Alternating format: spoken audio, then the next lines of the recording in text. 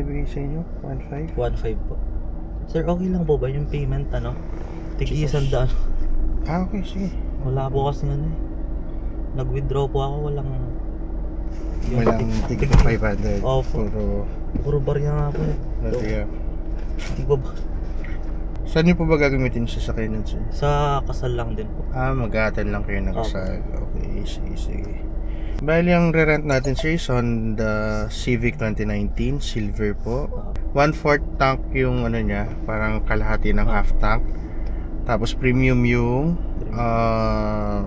fuel niya. And then if ever na maggagas po kayo, sir, unlock niyo lang po yung door. Magbubukas na po yung yung gas tank or gas cover. Na lang yung sasakyan niya kung sakali. Or mag-payment muna tayo bago natin i-check kasi mainit eh. 4.5 lahat, no?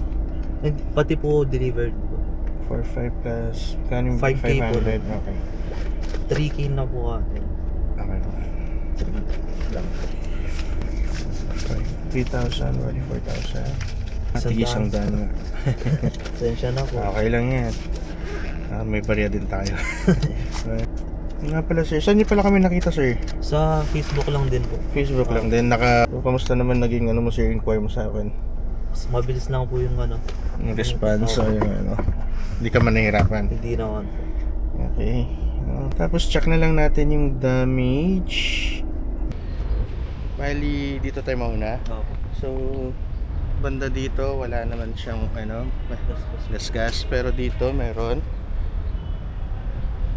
Dito, sir, medyo mahaba-haba. Tapos dito, sir, sa gilid, medyo may tama siya. Opo. Okay. Wala naman. Yung pundi. Meron siya dyan. Ayun, sige. Tapos regarding sa natin, sir, sa damage natin, no worries po kasi hindi naman tayo nagcha-charge ng kasa price. Bali, kahit sa labas lang yung natin. Pero yung charge natin dyan, sir, is 3.5 per panel po. So, once na tinamaan ka dito, sir, na damage po itong buo na to, bali, 3.5 nun, sir, 3.5 din. Paano, sir? Ingat, salamat. Send na lang po ako ng picture. Send ka na lang na picture mamaya. Sige po.